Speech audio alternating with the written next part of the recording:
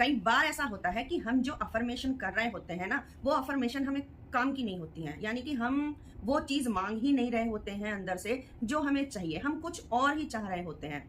दरअसल दोस्तों, आज मैं आपको जो अपनी वीडियो में बात बताने जा रही हूँ, ये आप बहुत ही ध्यान से सुनिएगा, क्योंकि ये एक बिल्कुल सच्ची बात है। और जिनकी ये बात है वो मेरी एक व्यूअर हैं, उनका नाम जो है वो मैं यहाँ डिस्क्लोज करना नहीं चाहूँगी, क्योंकि उन्होंने परमिशन नहीं दी है मुझको अपना नाम डिस्क्लोज करने के लिए। तो दोस्तों आइए शुरू करते हैं कि उन्होंने मुझसे क्या समस्या रखी। दोस्तों, उनका कहना था कि भाई, मैंने जज बनने के लिए अपनी पूरी मेहनत की, पूरी तैयारी की और अपने आप को पूरा जी जान से झोंक दिया, लेकिन उसके बाद भी मुझे एग्जाम का पॉजिटिव रिजल्ट नहीं मिल पाया। लास्ट अटेम्प्ट तक जाते जाते मैं रह गई।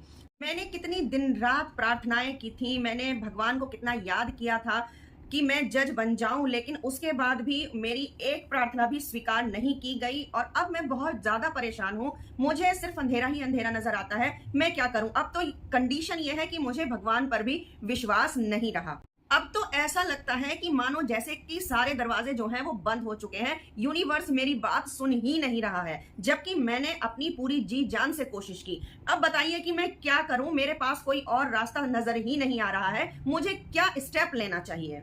तो मैंने उनसे पूछा कि क्या तुमने यूनिवर्स से ठीक से मांगा था? तो उन्होंने कहा कि हाँ बिल्कुल, मैंने जो है ठीक से अफर्मेशन किया था और दिन रात जो था मेरा टारगेट भी वही रहता था। इसके बाद मैंने उनसे पूछा कि अच्छा ये बात बताओ कि तुम्हारा जीवन में उद्देश्य क्या था और तुम क्या करना चाहती थी?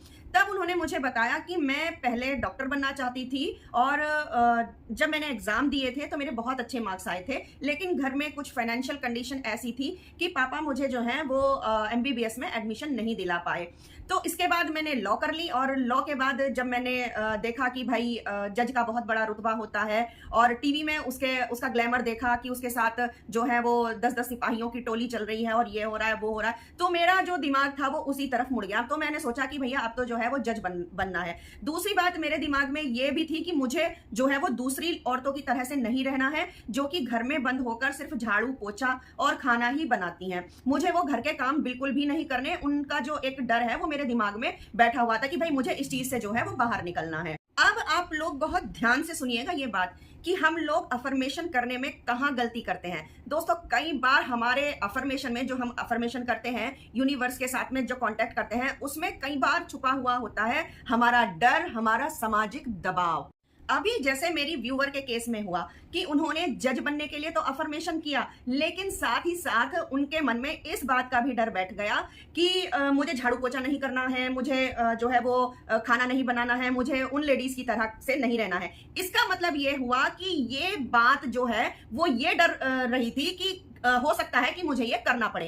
अब जब ये बात उनके अवचेतन मन में इतनी स्ट्रांगली बैठी हुई थी, तो जो जज के लिए उन्होंने अफर्मेशन किया होगा, तो जो वाइब्रेशन स्ट्रांग होनी चाहिए थी जज बनने के लिए, वो वीक पड़ गई इस डर के सामने। तो इसी वजह से क्या हुआ, वो लास्ट अटेम्प्ट तक रहती रहती इंटरव्यू तक पहुंच गई और इंटरव्यू से वो वापस हो गई। वो वहां तक नहीं पहुंच पाई। वो अपनी मेहनत के बल पर वहां तक गई, लेकिन क्योंकि उनके जो डर था वो उनके जज बनने के उस पर हावी हो गया। इस कारण जो है वो उनकी अफर्मेशन कंप्लीट नहीं हो पाई।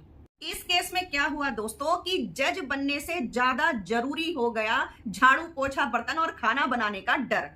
अब कोई भी काम हो दोस्तों, जब कोई डर हमारे अंदर बैठ जाता है तो इसका मतलब ये होता है कि हम उस चीज की परिकल्पना ना चाहते हुए भी कहीं ना कहीं कर रहे हैं।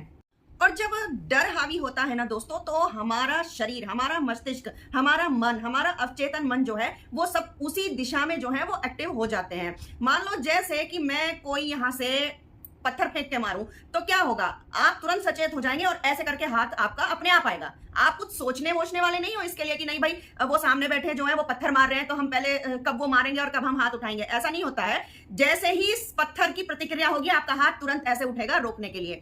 यही चीज हमारे डर के साथ हुई है, इस केस में हुई है। जब उन्हें इस बात का डर हुआ तो हमारा जो सारे सिस्टम एक्टिवेट हुए, हमारा अवचेतन मन और हमारे मस्तिष्क की वाइब्रेशन, हमारी बॉडी की वाइब्रेशन, सभी की सब जो है वो उसी डर की जो डायरेक्शन थी उसी की तरफ जो है वो फ्लो होनी शुरू हो गई। फिर हुआ ये कि आप जिस वस्तु के लिए अफर्मेशन कर रहे थे वो उतनी गहराई तक पहुंचा ही नहीं, वो उतनी वाइब्रेशन क्रिएट किया ही नहीं, क्योंकि वहां सबसे ज्यादा गहराई में वो डर छुपा हुआ बैठा था और उसने अपनी जो है वो वाइब्रेशन स्ट्रॉन्ग कर ली थी, जिसकी भनक आपको लगी भी नहीं थी। अगर आप इस चीज पर काम करते, इस चीज को थोड़ा सा समझ जाते, तो हो सकता था कि आपकी वाइब्रेशन कंप्लीट हो जाती। कई बार फिर हम इसीलिए भगवान जी को दोष देते हैं या यूनिवर्स को दोष देते हैं कि भाई हमने अफर्मेशन किया और हमारी अफर्मेशन जो है वो पूरी नहीं हुई है। तो दोस्तों, भगवान को दोष देने से पहले आप एक बार अपनी गलती पर भी जो है वो गौर फरमाइएगा कि हम लोग कहाँ गलती कर रहे हैं। क्या हम सही से विजुअलाइजेशन कर रहे हैं? क्या कोई किसी प्रकार का डर तो हमारे भीतर नहीं बैठा हुआ है? क्या कोई हम सामाजिक दबाव के चलते कोई काम तो नहीं कर रहे हैं? मान लो आप चाह तो कुछ और रहे हैं और आप कर कुछ और रहे हैं। जैसे कि मैंने अपनी पिछली वीडियो में भी बताया था कि जो मनुष्य की प्रकृति होती है वही चीज जो है वो सार्थक होती है।